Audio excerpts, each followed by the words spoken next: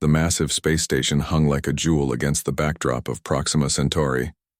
Its silver arms twisted into an elegant spiral, housing the headquarters of the Galactic Council, the governing body of over 300 alien species. Today was special. After decades of observation, the Council had finally invited humans to join their interstellar community. Ambassador Alan Wright stood at the viewing port of the USS Harmony, straightening his formal blue uniform. His weathered face reflected both excitement and concern. Earth's future depended on making a good impression.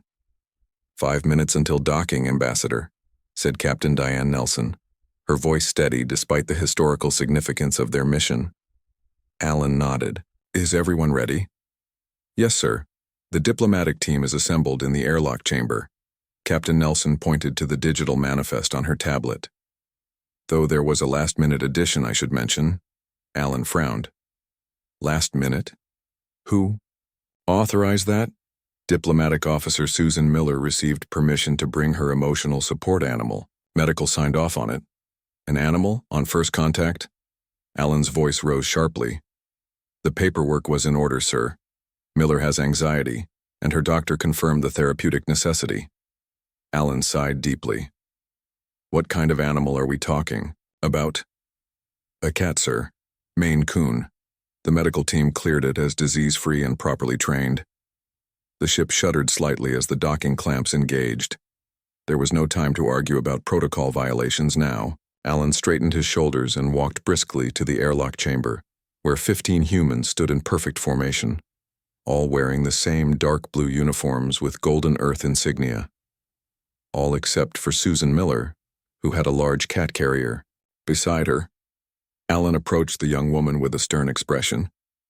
Susan was in her early 30s with short brown hair and nervous eyes. Next to her stood the carrier, from which soft purring sounds emerged. Officer Miller, I understand you brought a companion. Susan nodded. Yes, Ambassador, this is Whiskers. He helps with my anxiety, especially in high-stress situations. She looked down. I have all the proper clearances. Alan wanted to object, but the woman's hands were visibly trembling. Besides, it was too late now. The outer doors were already opening. Keep him in the carrier until we're settled, Alan instructed before taking his position at the front of the line. The airlock doors opened with a gentle hiss.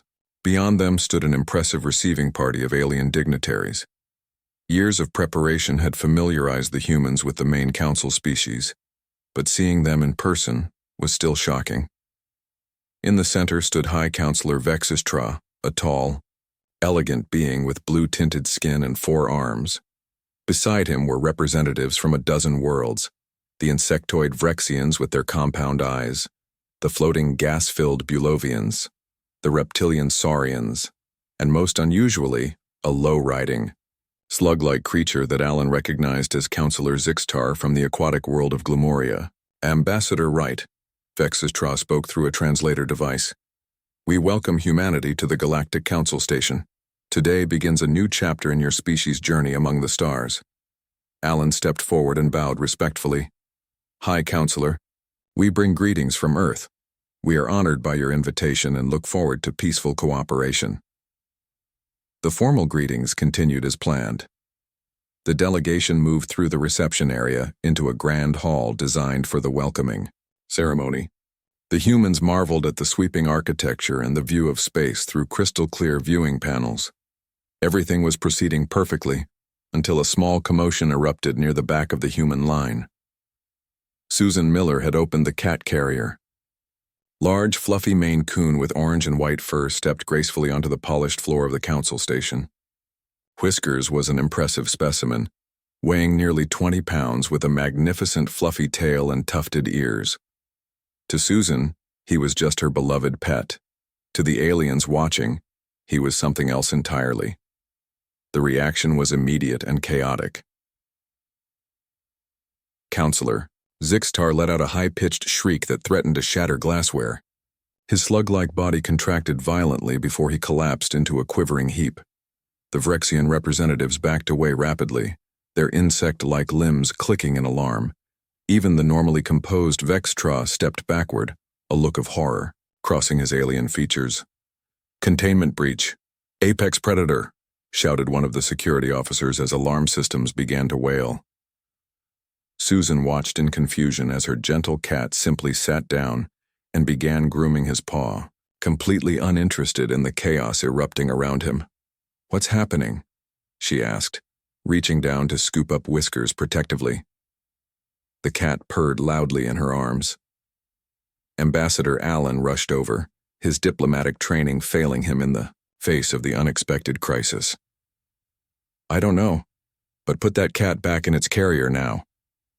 Armed security forces had appeared, wielding what looked like energy weapons. They formed a defensive perimeter, all focused on Whiskers, who was now contentedly kneading Susan's arm. "Please," Allen raised his hands. "There's been a misunderstanding. This is just a domestic pet." High Counselor Vexistra had recovered enough to approach, though he maintained a safe distance. "Ambassador Wright, are you saying humans are unaware? This creature is a Felinoryx." "A what?" Allen asked. "A Felinoryx, one of the most deadly apex predators the galaxy has ever known." Vextra's voice trembled slightly. They were responsible for the extinction of 3 sentient species before they mysteriously disappeared 50,000 years ago. Susan looked down at Whiskers, who was now purring loudly and rubbing his head against her chin affectionately. "This is just a cat," she explained. "We've had them as pets for thousands of years. They're domesticated." An older alien with skin like bark pushed through the crowd. "Impossible. No species has ever tamed a Felinoryx. They are pure killing machines, with intelligence nearly matching sentient beings." By now, several alien diplomats had gathered their courage and were staring at Whiskers with scientific curiosity, rather than terror. The cat, enjoying being the center of attention, meowed softly. The sound sent another wave of panic through some of the more sensitive species. "It's communicating," gasped a Bulovian representative, floating higher toward the ceiling. Ambassador Allen Wright realized that first contact was rapidly becoming a disaster. "Please, everyone remain calm. On Earth, cats are common household pets. They pose no threat to humans or intelligent alien species. You keep apex predators in your homes? Voluntarily?" asked a reptilian saurian, his scaled face showing what might have been respect. Susan nodded, stroking Whiskers. "This one sleeps on my pillow." The statement caused Counselor Zixitar, who had just begun to recover, to faint again. A medical team rushed in while security forces maintained their uneasy perimeter around Susan and her cat.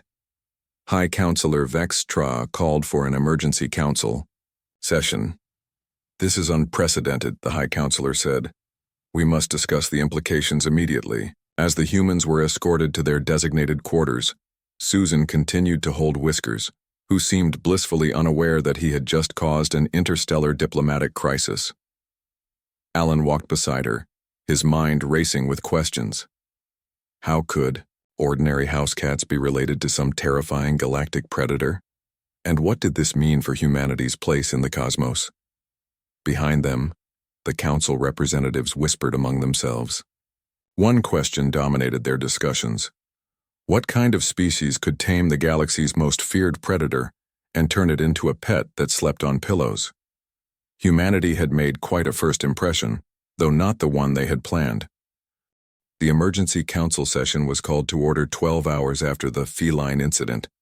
The Grand Chamber, designed to accommodate representatives from hundreds of worlds, was filled to capacity. The human delegation sat in the center, with Susan Miller still holding Whiskers, who was now sleeping peacefully in her lap. Ambassador Allen Wright sat beside her, trying to maintain his diplomatic composure despite the continuous stares from alien representatives. He leaned toward Susan and whispered, "Could you please stop petting him? Every time you do, that slug creature in the third row flinches." Susan glanced up at the Glumorian representative and sighed. Whiskers gets anxious in new places. The petting keeps him calm. "I think it's the aliens who need calming," Allen muttered. But he didn't press the issue further. High Counselor Vexitra raised all 4 of his arms to silence the chamber. This emergency session will now begin. Our first speaker is Council Historian Nevroth, who will present historical context for our situation. An ancient-looking being with skin like wrinkled parchment moved to the center platform. Nevroth's species was known for their perfect memory and extremely long lifespans. When he spoke, his voice carried the weight of thousands of years of knowledge. The creatures humans call cats are known to us as Felinorics, Nevroth began. They first appeared in our historical records approximately 80,000 standard years ago. They are not native to any known council world. The historian activated a holographic display showing images that made many council members shift uncomfortably. The images showed creatures that resembled Earth's big cats but with subtle differences. Slightly larger heads, longer canine teeth, and a distinctive ridge of fur along their spines. The Felinorics were apex predators of extraordinary capability. Their speed, stealth, and intelligence made them perfect hunters. But what made them truly terrifying was their adaptability. They could survive in almost any environment. Nevroth switched the display to show what appeared to be ancient ruins. The Zelban civilization, once prosperous across 17 planets, was decimated when Felinorics were accidentally introduced to their homeworld. Within a century, their entire civilization collapsed. Similar fates befell the Morics and the Tarvox species. Susan looked down at Whiskers, now lazily stretching in her lap, his claws extending before retracting. She found it hard to connect her friendly pet with the galaxy's most feared predator. Approximately 50,000 years ago, the Felinorics suddenly disappeared from council space. Nevroth continued. Various theories exist about their disappearance, but now we know the truth. They were somehow transported to Earth, where they evolved. Dr. Greg Hoffman, Earth's leading xenobiologist, was invited to speak next. The tall, thin scientist adjusted his glasses nervously as he approached the platform. What you're describing matches our fossil record of feline evolution on Earth, Dr. Hoffman explained. We always had native feline species, but there was a mysterious introduction of new genetic material about 50,000 years ago. This led to the development of what we now call domestic cats. How did humans survive this invasion? Asked a Vrexian representative, her antennae twitching with distress. We didn't exactly survive it, Dr. Hoffman said. We domesticated them. The chamber erupted in gasps and murmurs. Dr. Hoffman continued. Over thousands of years, cats and humans formed a mutual relationship. Cats helped control pests around human settlements. In return, we provided them with food, shelter, and affection. Security Chief Liam Porter, a muscular man with a serious expression, stepped forward next. Our research suggests that cats are now significantly smaller than their ancestors. Through selective breeding, their predatory instincts have been redirected. Redirected? Asked Counselor Zixtar, who had finally recovered enough to attend the session, though he sat as far from the humans as possible. They still hunt, Porter explained. But mainly small pests like mice. They've become companions to humans. Most are gentle, even with children. The council members seemed skeptical until Porter displayed images of cats playing with human babies, sleeping alongside elderly people, and being dressed in tiny costumes for human amusement. This is disturbing, muttered a reptilian saurian. It's worse than that, announced a new voice. A council member activated their communication panel, displaying footage that was quickly spreading across the galactic network. The footage showed Susan's social media account, which she had accessed from her room the previous night to post updates about Whiskers' space adventure. The images showed Whiskers batting at a toy, sleeping on Susan's face, and knocking items off shelves. The caption read, Whiskers' first day in space. Aliens seem scared of him for some reason. Space Cat. First contact. Confused aliens. The human is displaying the apex predator as an object of amusement, exclaimed Counselor Zixtar. And sharing it publicly. Ambassador Alan Wright closed his eyes briefly, wondering if diplomatic careers could end any faster than this. The post has been viewed 17 million times across Earth networks, continued the council member. Humans are finding our fear of their pets to be humorous. Susan blushed deeply. I didn't mean any disrespect. I just thought my friends would want to see how Whiskers was doing. Dr. Hoffman seized this moment to interject with a scientific observation. This situation reveals something fascinating about human psychology. We appear to be the only known species capable of domesticating Felinorics. This suggests a unique trait in human neurochemistry or behavior that allows us to form bonds with predator species. The High Counselor looked thoughtful. Is it possible humans possess some form of mind control? No, Dr. Hoffman laughed, then quickly composed himself. It's more about mutual benefit and trust developed over thousands of generations. Cats chose to live alongside humans as much as we chose to live with them. A skeptical murmur ran through the chamber until Susan stood up, still holding Whiskers. Would anyone like to meet him properly? He's very friendly. The chamber went silent. Finally, a young Athosian researcher stepped forward. The Athosians were known for their logical approach and scientific curiosity. I volunteer to observe the creature closely, the Athosian said. Susan smiled and approached slowly. His name is Whiskers. You can pet him gently on the head. He likes that. The Athosian extended a tentative hand-like appendage. Whiskers sniffed. It curiously then bumped his head against it. The simple gesture sent a ripple of amazement through the watching crowd. An apex predator, willingly interacting with another species without aggression.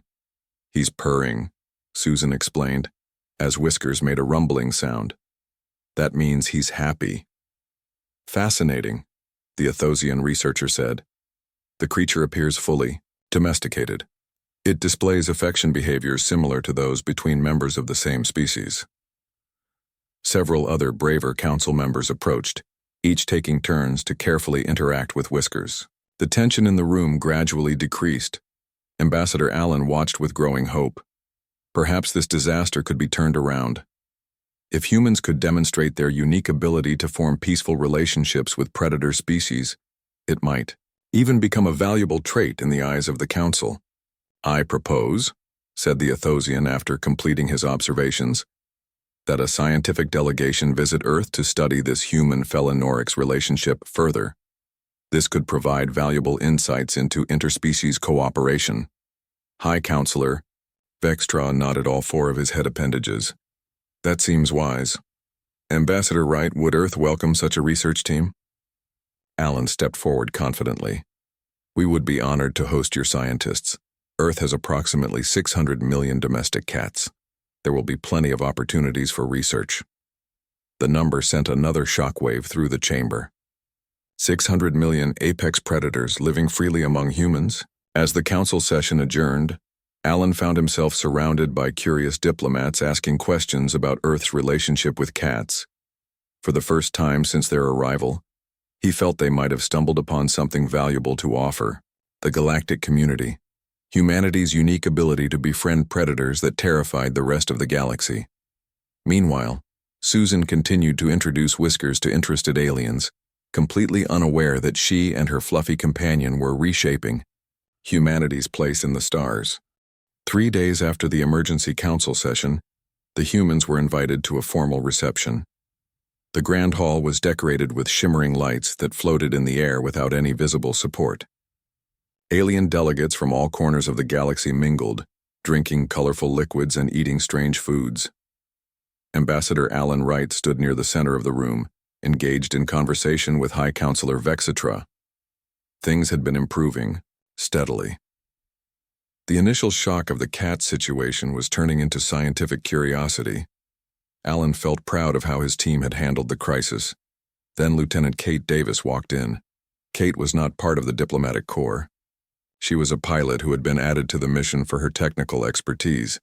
She was also, unfortunately, completely unaware of the delicate situation regarding Earth's feline companions. Ambassador Wright, Kate called cheerfully, approaching, with a small device in her hand. I got a message from my husband back home. He sent a video of our cats that I thought you might enjoy. Allen felt his stomach drop. Lieutenant, I don't think this is the time, but it was too late. Kate had already activated the device, which projected a holographic video into the air. The video showed 2 tabby cats chasing each other around a living room, batting at toys and pouncing on invisible prey. Aren't they cute? Kate said proudly. That's Mittens and Socks. They're brothers from the same litter. The reaction was immediate. Several nearby aliens backed away rapidly. A Bulovian diplomat floated so quickly toward the ceiling that they bumped into a light fixture. Counselor Zixtar, who had been making remarkable progress in his fear management, dove under. A table! 2 of them!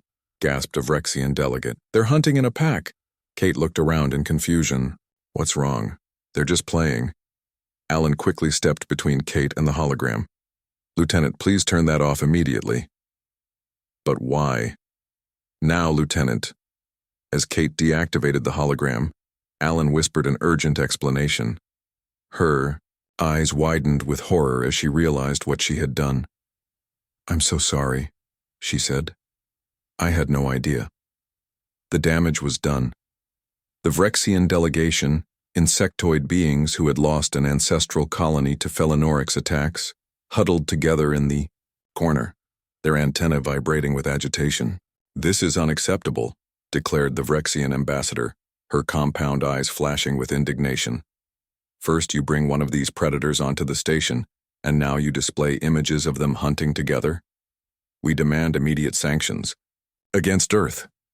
Alan tried to salvage the situation. They weren't hunting, they were playing. Domestic cats play fight to practice their skills, but they aren't dangerous to intelligent beings. Not dangerous? The Vrexian made a sound like angry clicks. Our history tells us differently. The Felinoryx devastated our colony on Vrexy Prime. Over 50,000 of our ancestors died. The tension in the room was rising rapidly. Other species began taking sides in the argument. Alan could see years of potential diplomatic relations crumbling before his eyes. Then, unexpectedly, help arrived from an unexpected source. Samuel Young was the oldest member of the human delegation. He had spent decades in diplomatic service and had a reputation for solving difficult problems with creative thinking. He stepped forward, his voice calm and measured. Esteemed delegates, Samuel began, I believe we are overlooking a remarkable opportunity here. All eyes turned to him. For thousands of years, the Felinoryx were feared across the galaxy. No species could control them. No civilization could coexist with them. Samuel paused for effect. Except humans. He gestured toward Kate, who was still looking embarrassed. Lieutenant Davis wasn't showing us hunting behavior. She was showing us the result of 50,000 years of coevolution, a mutually beneficial relationship between species. A curious murmur spread through the room. Consider this, Samuel continued. If humans can domesticate the most feared predator, in galactic history, what other dangerous species might we help rehabilitate? How many ecological disasters or predator infestations could we solve? The Athosian delegation, who had been quietly observing until now, stepped forward. The human makes a logical point. Their psychological ability to form bonds with predator species could be a valuable asset to the Council. High Counselor Vexa Tra seemed intrigued. How exactly did humans achieve this domestication? Dr. Greg Hoffman, who had been standing near the food table, joined the conversation. It was a gradual process. Early wild cats were attracted to human settlements because we stored grain, which attracted rodents, their natural prey. Humans noticed that these cats kept the rodent population under control. It was a mutually beneficial arrangement. So they chose to live with you for food? Asked a Saurian diplomat. Initially, yes, Dr. Hoffman nodded. But over generations, something remarkable happened. Both species evolved to form emotional bonds. Cats began to display behaviors like purring and rubbing against humans, social bonding behaviors usually reserved for their own kind, and humans developed a strong affection for cats. The Vrexian ambassador was not convinced. This does not erase the danger. The genetic memory of the Felinoryx remains. As if on cue, Susan Miller entered the reception with Whiskers in her arms. The cat had become something of a celebrity on the station. Instead of causing panic this time, his arrival sparked curious whispers. Perhaps a demonstration would help, Susan suggested. She placed Whiskers on the floor and pulled out a small laser pointer from her pocket. This is a common cat toy on Earth. She activated the laser, creating a small red dot on the floor. Whiskers immediately crouched, his eyes focused intently on the dot. When Susan moved it, the cat pounced, trying to catch the elusive light. Thigu. Aliens watched in fascination as Susan directed the mighty descendant of the Felinorics, with nothing more than a simple light. Whiskers followed the red dot wherever it went, completely under Susan's control. As you can see, Samuel explained, humans have redirected their hunting instincts into play. The predatory drive remains, but it's channeled harmlessly. A young diplomat from the Athosian delegation approached cautiously. "May I try?" Susan handed over the laser pointer and showed the Athosian how to use it. Soon the young alien was directing Whiskers around the room, a look of wonder on their face as the once feared predator followed the light obediently. More delegates wanted to try. A line formed as different species took turns controlling the cat with the laser pointer. Even a few braver Vrexians joined in, though they kept their distance. Alan watched with growing hope. What had started as a diplomatic disaster was turning into a strange form of interspecies bonding. He moved to stand beside Samuel. "Well done," Alan said quietly. Samuel nodded. Humans have a unique gift for turning problems into opportunities. I suspect our ability to befriend predators may be our most valuable trait in galactic politics. By the end of the reception, the crisis had been diffused. The Vrexians had withdrawn their call for sanctions, agreeing instead to join the scientific delegation to Earth. The Council was beginning to see humans not as reckless endangerers, but as potential mediators with dangerous species. As the reception concluded, High Counselor Vextra approached Ambassador Wright with a new proposal. "We have decided that the Council research team will depart for Earth within the week. We must understand this unique human ability firsthand." Alan smiled diplomatically. "Earth welcomes your researchers. We have much to learn from each other." What he didn't say was that 600 million cats were waiting on Earth and the aliens had seen only one. 1 week later, a sleek alien shuttle descended through Earth's atmosphere. Inside, 6 representatives from the Galactic Council peered nervously out the viewing ports as the blue and green planet grew larger below them. Dr. Thrix Ka, the lead xenobiologist, checked his scanning equipment for the 5th time. Atmospheric composition is within safe parameters. Gravity is slightly higher than standard but acceptable. The shuttle landed smoothly at a specially prepared landing site outside Chicago. A small welcoming committee waited on the tarmac. Ambassador Alan Wright stood at the front, flanked by Dr. Greg Hoffman and Security Officer John Miller, who had been assigned as the aliens' guide during their stay on Earth. As the shuttle door opened, the aliens emerged cautiously, their eyes darting around as if expecting an ambush. Counselor Venn, a behavioral specialist with pale blue skin and large sensitive eyes, flinched at every sound. "Welcome to Earth," Ambassador Wright said with a warm smile. "We've prepared accommodations for you at our research facility. You'll be able to observe human-cat interactions in various settings." "How many of the predators are in this immediate area?" Counselor Venn asked, her voice tense. John Miller checked his tablet. "According to local records, there are approximately 1.3 million cats in the Chicago metropolitan area." Dr. Thrixka made a high-pitched sound of alarm. 1.3 million? And humans live among them freely? "Cats are one of the most popular pets on Earth," Dr. Hoffman explained. "Many people keep them in their homes as companions." The aliens huddled closer together as they were escorted to a waiting transport vehicle. The sight of Earth's buildings, vehicles, and most importantly its people, filled them with equal parts fear and fascination. "Your species appears to function normally despite living alongside apex predators," observed Counselor Venn. "We detect no signs of widespread trauma or stress responses." Ambassador Wright smiled. "Most humans consider cats to be sources of comfort, not fear. You'll see for yourselves during your visit." Their first stop was a suburban home where a typical American family had volunteered to host the alien researchers. The Peterson family, consisting of parents, a teenage boy, and an 8-year-old girl named Lily, greeted the aliens at the door. "This is Mittens, Lily said, holding up a fluffy black and white cat. She's 7 years old and likes tuna fish. Counselor Ven stepped back reflexively. The child is holding the predator directly against her vital organs. Lily looked confused. Mittens wouldn't hurt me, she's my best friend. To demonstrate, Lily set the cat down and produced a small toy mouse. She dangled it in front of Mittens, who immediately crouched into a hunting position, her eyes focused intently on the toy. When Lily tossed it across the room, Mittens pounced, capturing the toy in her paws. Good girl, Lily said, rewarding the cat with a small treat. Dr. Thrixka was furiously taking notes. The human child controls the predator through a system of simulated hunting followed by food rewards. Fascinating. More fascinating still was when Lily demonstrated how Mittens would perform tricks on command. The cat would sit, lie down, and even offer a paw to shake when instructed. How is this possible? Asked one of the other researchers. The Felinorics were known for their independence and resistance to control. Dr. Hoffman explained. Domestic cats retain much of their independence. They choose to cooperate with humans because the relationship benefits them. It's not about dominance but mutual advantage. The next day, the alien delegation visited a cat cafe in downtown Chicago.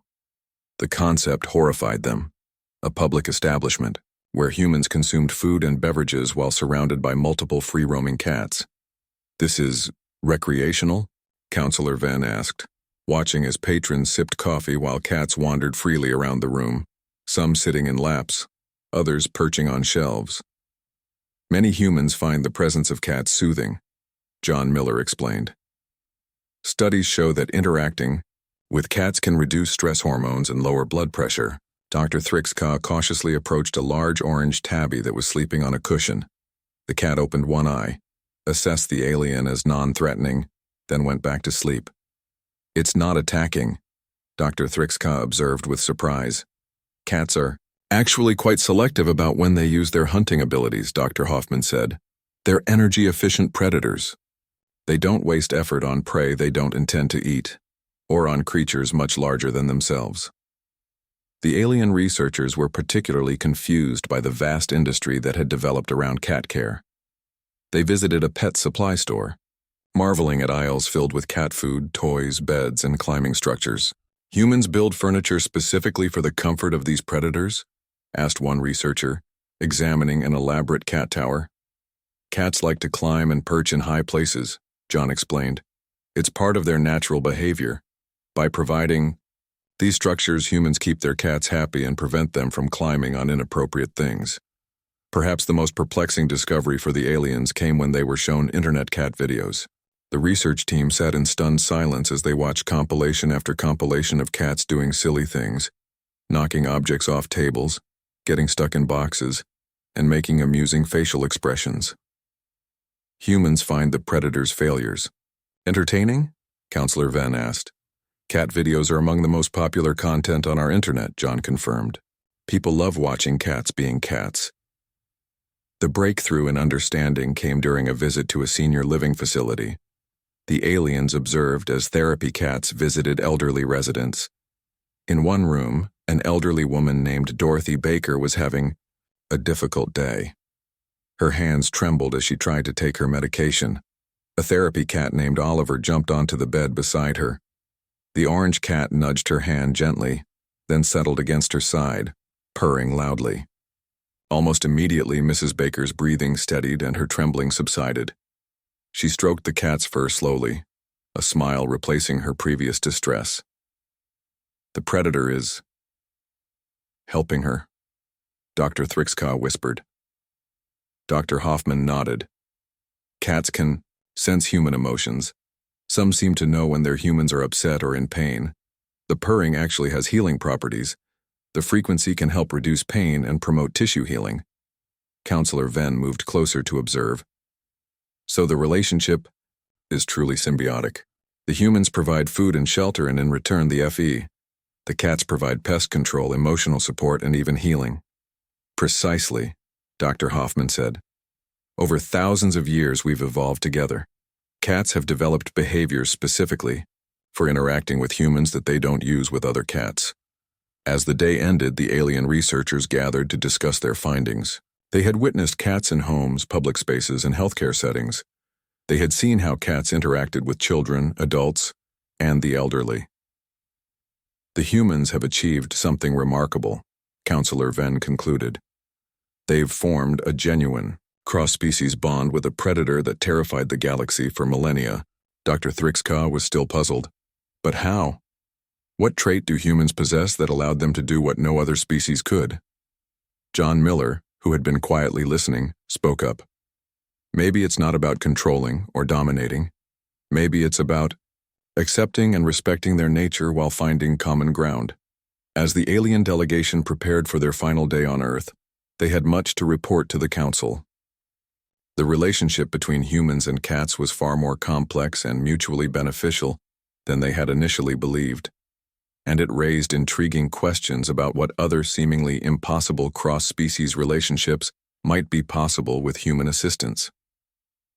The Grand Chamber of the Galactic Council was filled to capacity. Representatives from over 300 species sat in tiered seats that circled the central speaking platform. Today was a historic occasion, the presentation of findings from the Earth Research Mission and a vote on Earth's application for full Council membership. High Counselor Vexitra called the session to order, his forearms raised for silence. Today we hear the research team's report on the human relationship with the species formerly known as Felanorics, which humans call cats. Dr. Thrixka, you may begin. Dr. Thrixka approached the central platform. Behind him, a large display showed images collected during the Earth visit.